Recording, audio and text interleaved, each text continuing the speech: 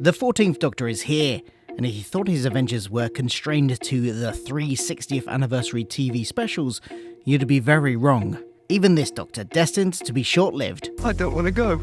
has a life in expanded media of comics, books, and charity TV telethon shorts.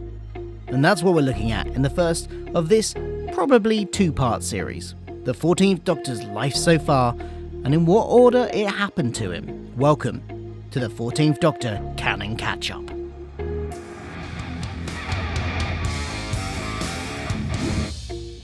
Power of the Doctor.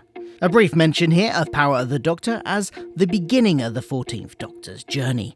The 13th Doctor stood on that beautiful cliff and regenerated, clothes and all, into the Doctor number 14. He quickly recognised those teeth I know these teeth. and those hands and was left very confused about what was going on, as were we. And then we get Liberation of the Daleks.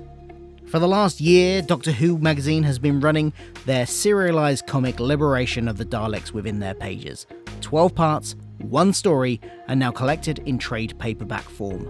This story followed on immediately from the regeneration scene in Power of the Doctor. Literally immediately. He's still on the cliff, wondering why he looks like that. What? Rushing back inside the TARDIS, unchanged in design from his previous incarnation by the way, he finds that the TARDIS is automatically dematerialising to answer a distress call. He lands, seemingly, at Wembley Stadium.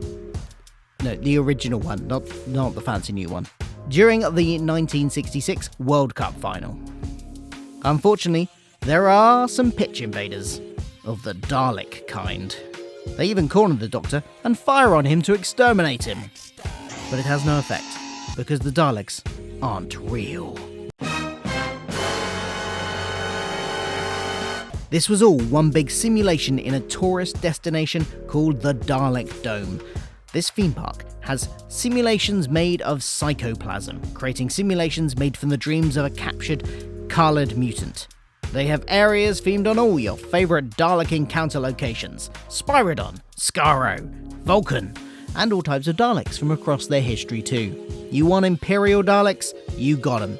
You want the Bronze Boys? This is the place. You want the OG variety? They're here too. Each of the 12 captured mutants dreaming their own worlds and being the main Dalek in them for tourists to inhabit. The Dalek Supreme from that first simulation and a squad of Daleks find their way out of the simulation by using the Doctor's captured TARDIS, destroying the Doctor's curved Sheffield steel sonic screwdriver in the process. But these Daleks eventually melt, not being able to survive long outside the simulation. In that first simulation, the Doctor also met a human simulation who just so happens to be modelled after the military general running the amusement park, and she too came to the real world in the TARDIS, but to avoid melting, ran off into a different simulation. One based on the Daleks from the old TV21 comics, and with old Big Dome Emperor himself. There are lots of lovely Easter eggs in these pages, including a Dalek museum containing a mechanoid, an Earth ship from those comics, and the Dal character, War Master Zolthian, from an origin of the Daleks before the Khalids were even thought of. The human simulation lady has unfortunately decided to team up with these Daleks and enacts a plan to get the whole of that simulation's Daleks out into the real world safely and without melting. Oh, and also, Nick Briggs, voice of the Daleks, gets exterminated. R.I.P. Nick. But if there's one thing you can rely on with the Daleks, it's that they don't really like alternative versions of each other. So the Doctor finds Dalek Emperors and Supremes, or just leader-type Daleks in the other simulations to team up to defeat big old Big Head. And then they all just kind of melt at the end. Fake Daleks defeated. Yay! Unfortunately, a simulation trophy has also melted on the TARDIS console and possibly bunged up the fast return switch. Could the Doctor's next trip be back to Skaro? Yes it could. Because another 14th Doctor story we've already had is in the form of the Children in Need short, Destination Skaro. The Doctor crashes his TARDIS into the wall of a laboratory on Skaro.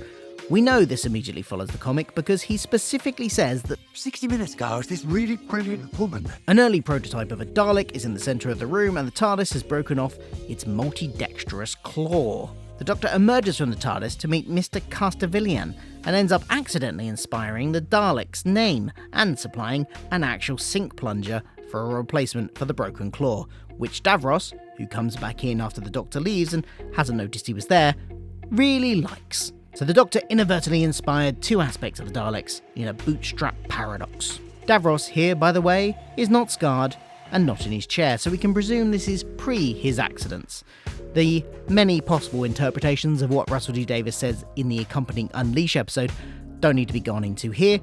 All that is shown on screen can be explained by just being earlier in his timeline than all the times we've seen him before. So far, timeline's so clear, but we've got one more 14th Doctor story already. Under Control and In Control. Doctor Who Annual 2024.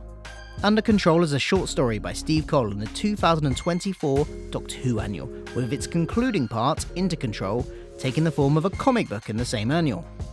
I believe the second part is also told in prose as part of the 10 Days of Christmas book release, although I haven't read that one personally. It finds the Doctor's TARDIS landing in a cave, and when he steps out, he can hear screams. Investigating, he finds group after group of aliens being tortured by various automatic means, each group in a different way.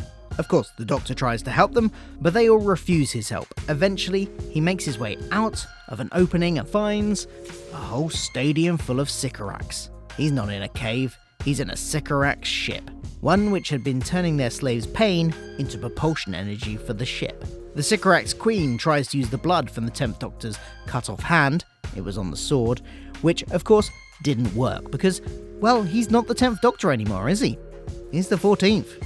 He has different blood, apparently. The Doctor, with the help of a little pig he met on the way, don't ask, manages to defeat the Queen in battle, and she teleports away, revealing also that the army that she had in the stadium weren't really there, they were just illusions made to intimidate the Doctor. The Doctor leaves the ship with the freed prisoners so they can use it to get home, and he says it's time he was off. Stuff to do.